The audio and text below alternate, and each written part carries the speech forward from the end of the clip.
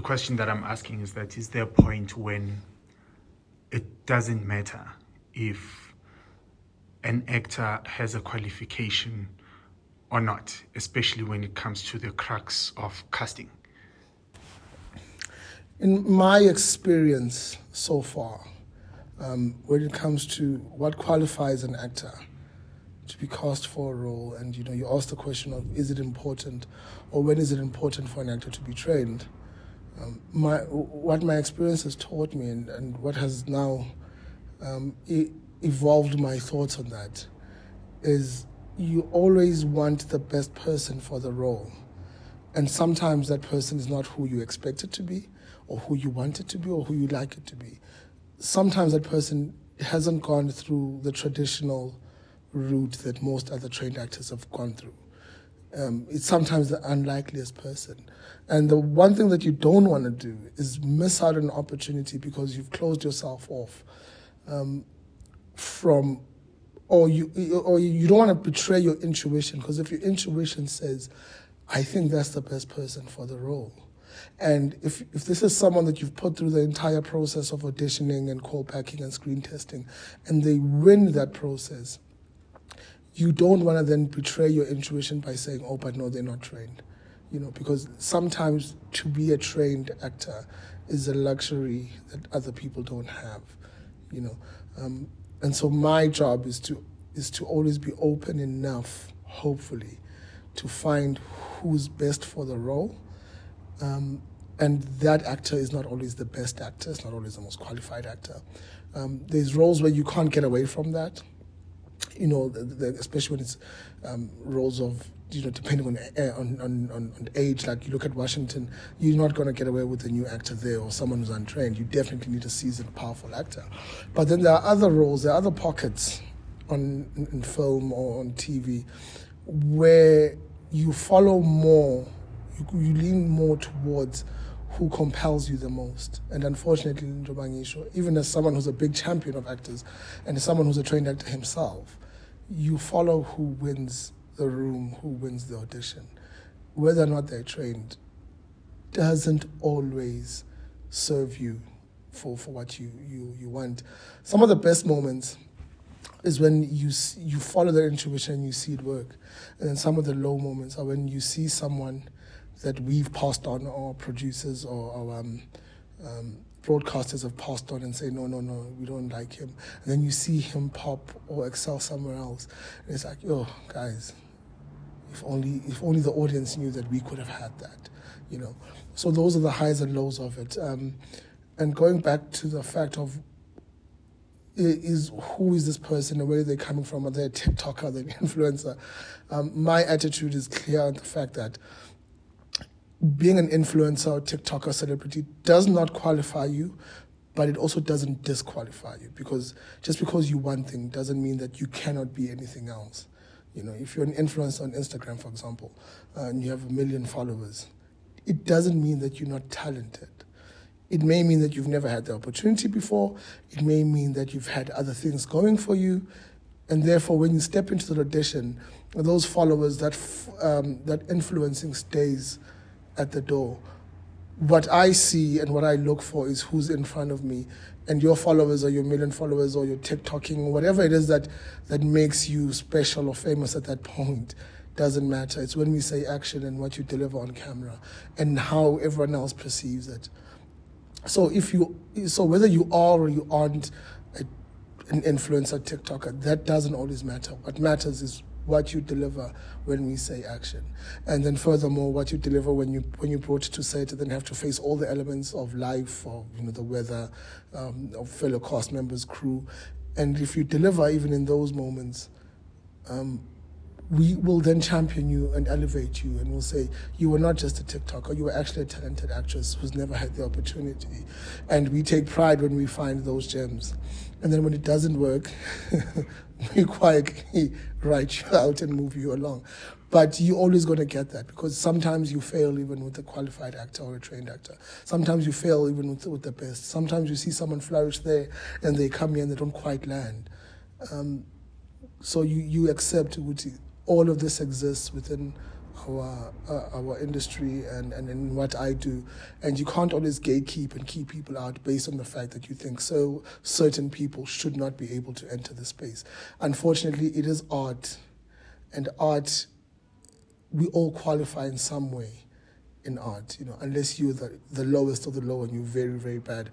I'm no singer, and I definitely won't claim to be, but I'm pretty sure you can put me somewhere in a very big choir and just say, you see this one note, just hit that and nothing else. And sometimes that's what acting is. Sometimes you just need someone to do something very little, and then sometimes people surprise you and they grow and they become so much more than what you thought. So I hope never to close my intuition off to who is the best person for this role, who fits this brief best. And if they're not who I expect it to be, I hope that my intuition is aware enough that being qualified or not qualified, being trained or not trained, doesn't always mean that you're the best person for the job. And that's who I try to find, the best person for the job. Is it a question of principality, especially when the seasoned actors are then raising these pointers to say that perhaps this space that we're in, which is the space of acting, is such a sacred space, and the principles of the space need to be adhered to? Do you think that there's a contribution by the casting process that aims to demean that? Not to principle? demean it, no. Yeah. You certainly not to demean it. I mean, I'm loyal to those principles, but also at the same time, I know what it feels like when you're not getting the right thing. You know what I'm saying? Even with like trained actors, sometimes things don't work. There's a magic about something when it works. When that light switch is on, after you've been trying to switch it on for so many times, it's like trying to pull a generator, pull, and then eventually it sparks and it goes on. And sometimes the person that walks in isn't ideally the trained person or someone who belongs into this group of trained actors. You can't, I don't believe that you should leave anyone out purely based on principle, because that doesn't always mean that you'll still get what you need. I'm loyal to the principles, but I'm also loyal to finding the right person for the role. And I completely respect those principles of Kurumangazo. But the principles themselves don't always help you find the best people. So I think you need to find a balance more than anything, is to try and serve the story or the show or the brief best as possible in the most balanced way. If everyone that if you need to cast a whole family and they're all trained actors, great.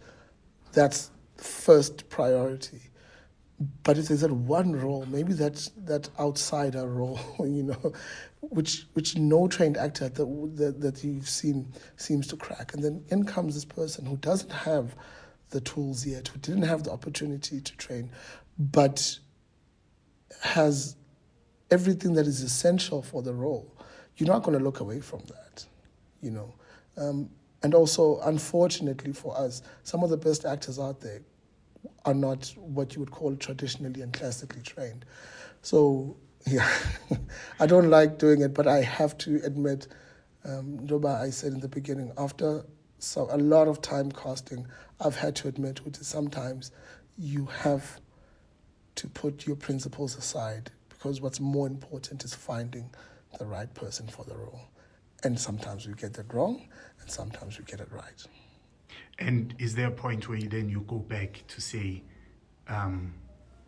especially in a case where you get it wrong, do you then say, "Oh shucks, we should have gone every single day, trained actor"? Every time you commit to someone, I don't know about other casting directors, but every single time there's someone who needs to come on set and speak and contribute to a scene, to a story, to a beat, I'm always nervous about them getting it right.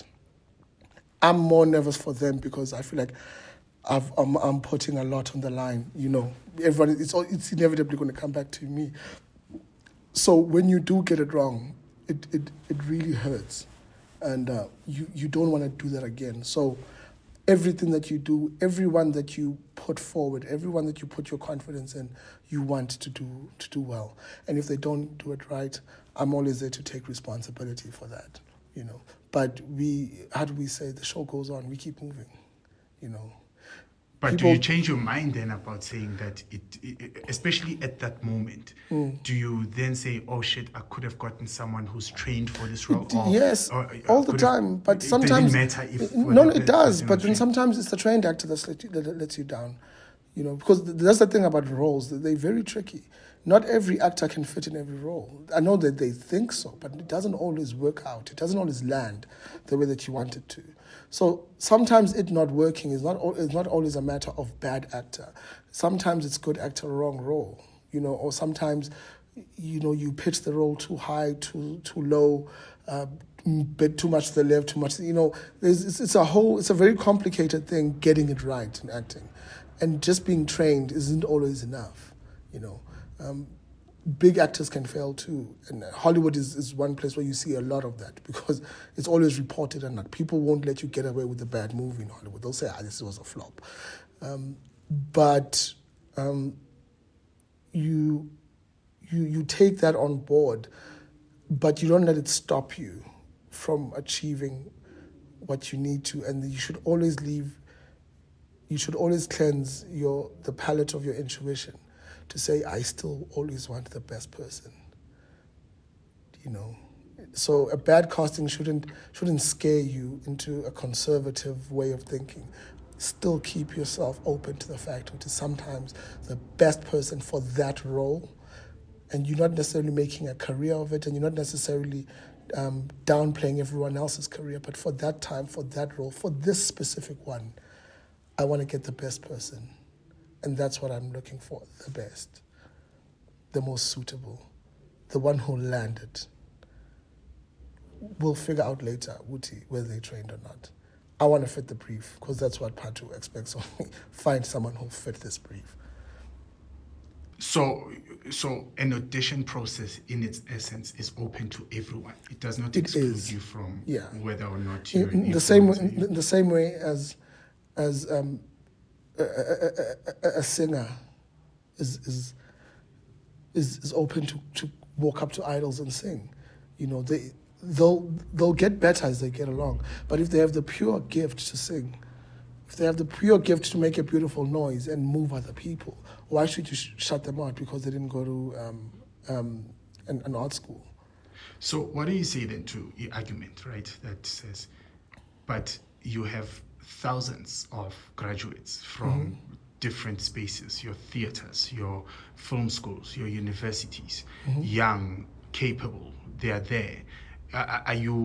Don't you have enough resources to reach them when you're going through this audition phase? Why is it as simple as just getting someone who does not have You would think that if it was that easy, then my job would be far easier.